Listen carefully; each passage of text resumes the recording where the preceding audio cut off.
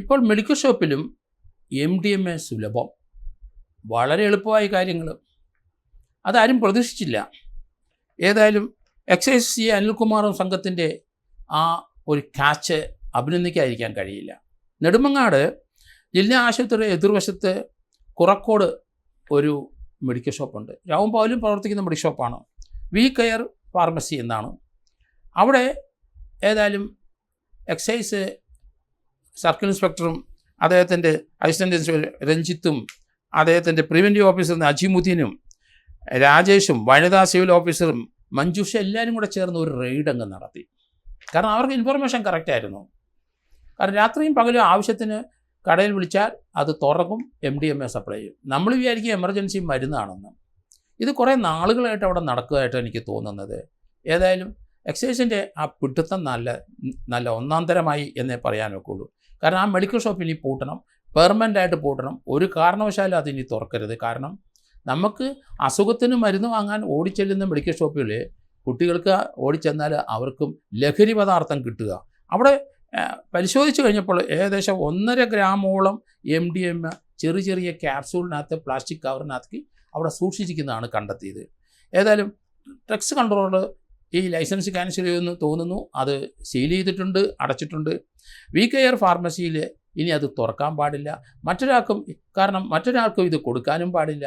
അവിടുത്തെ ഇതുപോലെയുള്ള മെഡിക്കൽ ഷോപ്പുകളിൽ ഈ MDMA ക്യാപ്സൂളുടെ വിൽപ്പന തുടങ്ങിയതായിരിക്കും കേരളത്തിലെ ഇത്രയും വലിയ വയലൻസ് ഉണ്ടാകാൻ കാരണമെന്ന് എനിക്ക് തോന്നുന്നു. കാരണം അത് തീർച്ചയായിട്ടും എക്സൈസും ഡ്രഗ്സ് കൺട്രോളും പരിശോധിക്കേണ്ടിയിരിക്കുന്നു. അതിനേക്കാളും വലിയൊരു കാച്ച് എറണാകുളത്തുണ്ടായി. ഒല്ലൂർ ASI KC ബൈജുവിന് ഒരു ഇൻഫർമേഷൻ തൃശ്ശൂരിൽ നിന്ന് തൃശ്ശൂരിലുള്ള SP ഇളങ്കോയ്ക്കും ആ വിവരം കൈമാറി. ഇതുപോലെ കണ്ണൂരിൽ നിന്ന് കോവപുരം അവിടെ നിന്നുള്ള സ്ഥലത്ത് നിന്ന് ഫാസിൽ നിന്നൊരാൾ വരുന്നുണ്ട്. അയാൾ ബാംഗ്ലൂരിൽ നിന്ന് ആ MDMA കൊണ്ടുവരികയാണ്. 46 വയസ്സുള്ള അയാളെ പിടിക്കണം എന്നുള്ള ഉദ്ദേശം വെച്ചിട്ട് ഏതായാലും ഒല്ലൂർ പോലീസും അതുപോലെ സിറ്റി ലഹരി വിരുദ്ധ സ്ക്വാഡുകളും രാത്രി മുഴുവൻ നിന്ന് വാഹനങ്ങൾ പരിശോധിച്ച് ആളെ പിടിച്ചു. അയാളുടെ ആ ചൊവ്വാഴ്ച രാത്രിയിലാണ് ആ പിടുത്തം നടന്നതെങ്കിലും അയാൾ താമസിച്ചുകൊണ്ടിരുന്ന എറണാകുളത്തെ ഫ്ലാറ്റൂടെ പോലീസ് ഇമ്മീഡിയറ്റായിട്ട് പരിശോധിക്കുകയും ചെയ്തു. ആ പരിശോധനയിൽ 1941 ഗ്രാം തൂക്കം വരുന്ന 1.5 കോടി രൂപയുടെ MDMA ഗുളികളാണ് പിടിച്ചെടുത്തത്. അതുകൂടാതെ 450 ഗ്രാം പൊടിയും അവൻ്റെ ഫ്ലാറ്റിലുണ്ടായിരുന്നു. കാറിലെ 20 ഗ്രാമിൻ്റെ MDMA കാറിനകത്തും ഉണ്ടായിരുന്നു. ഏതായാലും പോലീസ് ഓഫീസർ ആ ഇളങ്കോവിനെയും അതുതന്നെയല്ല ആ ചൊവ്വാഴ്ച രാത്രി ആ റെയ്ഡ് നടത്തിയ എത്രയോ വാഹനങ്ങൾ കടന്നു പോകുന്ന സ്ഥലത്താണ് അവർ എത്ര ക്ഷമയോടെയാണ് ആ പോലീസ് അത് സെർച്ച് ചെയ്ത് യഥാർത്ഥത്തിൽ ആ കൊണ്ടുവന്ന ആ ഫാസിലിനെ അറസ്റ്റ് ചെയ്തു. 46 വയസ്സുള്ള ആളാണ്. അയാൾക്ക് എറണാകുളത്ത് പ്രത്യേക ഫ്ലാറ്റുണ്ട്. ആ ഫ്ലാറ്റിൽ ഏകദേശം 2 കിലോയുടെ അടുത്തുള്ള MDMA ഇത്രയും വലിയൊരു ക്വാണ്ടിറ്റി എങ്ങനെ കടത്തിക്കൊണ്ടുവരുന്നു, എങ്ങനെ വിൽക്കപ്പെടുന്നു, അല്ലെങ്കിൽ എങ്ങനെ സൂക്ഷിക്കപ്പെടുന്നു, അതിന് എത്ര കോടി രൂപയുടെ വിലയുണ്ട്, അത്രയും പണം ഇയാൾക്ക് എങ്ങനെ കിട്ടി, അത് MDMA എന്ന് തന്നെയായിരിക്കും കിട്ടിയ. ഇങ്ങനെയുള്ള കാര്യങ്ങൾ പോലീസ് തീർച്ചയായിട്ടും ഇനി പരിശോധിക്കേണ്ടിയിരിക്കുന്നു.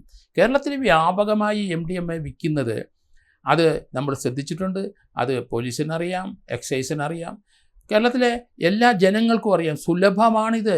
ഏത് പെട്ടിക്കടയിലും മാടക്കടയിലും ഇപ്പം വളരെ രഹസ്യമായിട്ട് പൈസ ഇത് വിറ്റ് പണം ഉണ്ടാക്കുന്ന ഒരു കാഴ്ചയാണ് നമ്മൾ കാണുന്നത്. ഏതായാലും ജനങ്ങളും ഇത് വിൽക്കുന്ന സ്ഥലങ്ങളിലുള്ള ആൾക്കാരും ജാഗരൂകരായിരിക്കണം.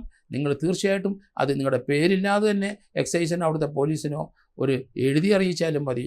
ഓൺലൈനിൽ കൊടുത്താൽ നിങ്ങളെ പിടിക്കും അങ്ങനെ ഒരു ഭയം ഉണ്ടെങ്കിൽ വെറുതെ ഒരു കവറിൽ എഴുതി ഇട്ടങ്ങ് അയച്ചു കൊടുത്താൽ അങ്ങനെയുള്ള വിവരങ്ങൾ പോലീസിൽ ലഭിക്കുകയും ചെയ്യും. പോലീസ് അത് ഇമ്മീഡിയറ്റ് നടപടി എടുക്കുകയും ചെയ്യും. അതുകൊണ്ട് പൊതുജനങ്ങൾ ജാഗരൂകരായിരിക്കണം.